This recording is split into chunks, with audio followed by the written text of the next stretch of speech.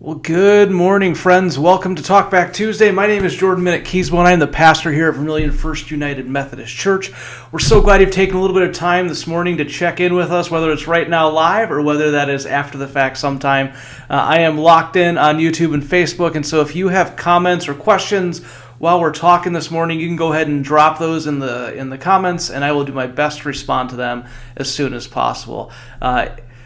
Thank you again for being here. So this past week, we did another week in our The Faith We Sing series, looking at some of the worship songs that we sing in our church and at churches around the world. And this week, we looked at a song called Death Was Arrested by North Point Worship. And with that, we engaged in a ritual, a practice of the church called communion. And I thought it was a really good conversation. Kind of the whole point we're working towards is that for many of us, communion has become all about this conversation around death. And while that is absolutely a part of what communion is, I wonder if there's something more that Jesus is calling us to in this. That it really isn't about embracing and living into our finite human nature in and of itself. But rather, this is an invitation to us to live into that reality that we're all going to die, that this time for us on earth is finite so that we can live. And we looked at where Jesus talks about this idea of, in the Gospel of John, like it's for freedom that you've been set free, that we shouldn't be kind of buying back in to the system that tries to hold us tightly. And one of the things I talked about was sometimes what happens is there's an event, right? And then we feel called and we want to remember this event. And so we create a ritual, right? And we see this in the Old Testament as we looked at the Passover, which is kind of the intro to what's happening at communion. We looked at Passover and how it started as this event where God's Spirit saved the lives of the Israelite infants because they had taken the sign of faithfulness and put the blood of the lamb over the doorway. And so they wanted to remember, and so they created this ritual, this feast, which is kind of the king feast in Judaism of the Passover.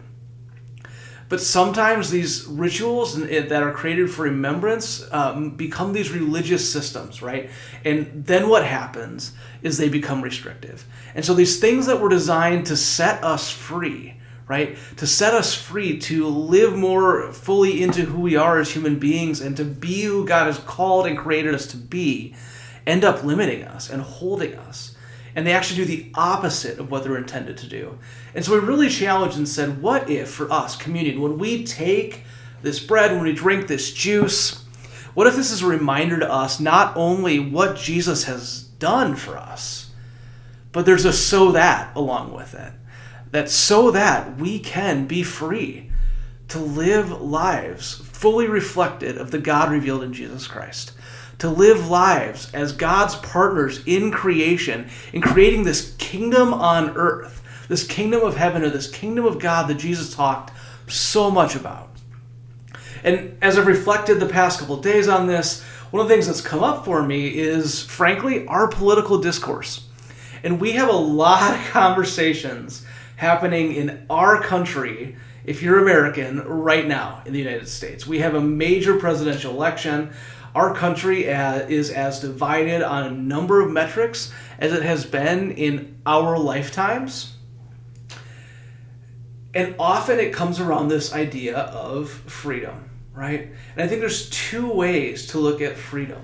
And kind of the opposite of freedom that we often talk about in our political discourse is tyranny, right? It's a relationship between restrictive and free.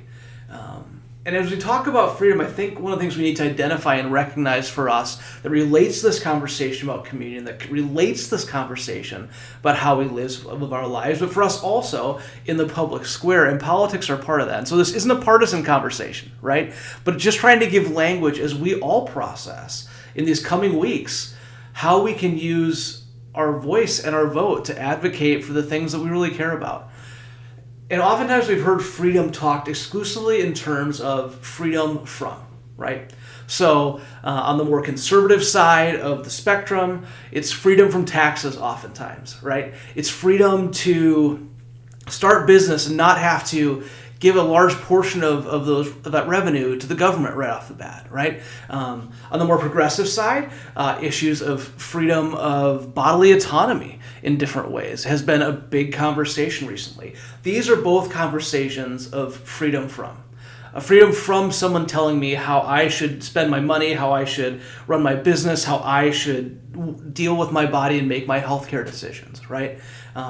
But I think there's another conversation around freedom that's important too, and that's the conversation around freedom too. So we're not just talking about what we're free from, but what our freedom leads us to. And so we saw this in conversations around healthcare, that when families, specifically middle class and lower families, reduce their healthcare costs, it frees up money for them to invest in the economy, to take a vacation, to buy a new car or appliances or make home improvements or buy that house, right? That it isn't a freedom found specifically in the healthcare decision, but it's the implications of what that does moving forward. And so I would challenge all of us as we move into this season that's going to be contentious, that's going to be challenging, where we're going to have disagreements, sometimes with people who are really close to us and who we love deeply. That when the idea of freedom comes up, that we are very cautious and very aware that sometimes this word can mean multiple things. Just like our rituals in the church can mean multiple things. As we look at the cross, as we look at Jesus' sacrifice on the cross, this means different things to different people. And I think it's important for us to recognize this. That the way that many of us look at what Jesus' work on the cross did is a model called penal substitutionary atonement theory. This is your theological nerdery of the day, right? And this is an idea that says there was a debt, a penal, like the prison system, that we were imprisoned for, and it is Jesus substituting into our place to pay that debt, right? But this is not... Again, although most of us, because of the way we've been raised in the church, because of the conversations in the public square, this is how we think of the work on the cross. But there are other ways. One that I've found a lot of resonance with is this idea of Christus Victor, which talks about the significance of the cross is not primarily in the death and in some debt paid in the death, but it is Jesus conquering death, conquering the grave, that final thing that separates us from each other and from God. That the focus is on the resurrection, the victory over the final boss, right? And so I think for all of us, as we look at church, as we look at our lives, as we look at our public square, I think more and more is important for us to recognize that this is the way I think, and many of us have really good reasons for the way we think, the way we believe, the values we hold. We also need to recognize that we are not all the same. I mean, in some ways, we're all human, right? But we don't all think the same. We all have different life experiences. We all have different values that lead us to different understandings. And the words we use are impacted by that. And so as we move on to this coming Sunday, right? As we move on to this next conversation, which is going to bridge off this past week, because we're going to talk about the violent imagery in Scripture, in the language we use to talk about faith, I want us to remember that words are representations of ideas.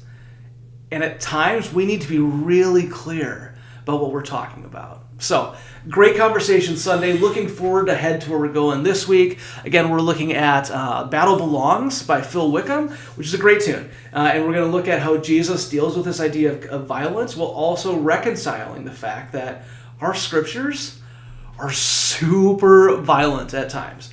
In ways that are really challenging. We alluded to that last week with the conversation around Passover, but we're going to kind of dig in on it this week and talk about what do we, as Jesus people living forward into a future reality, how do we interact with this idea of violence? So we'd love to have you Sunday, 10 o'clock in person in our sanctuary or online via YouTube and Facebook. It'll be live at 10, and then anytime after that, you can access these services through our YouTube and our Facebook page.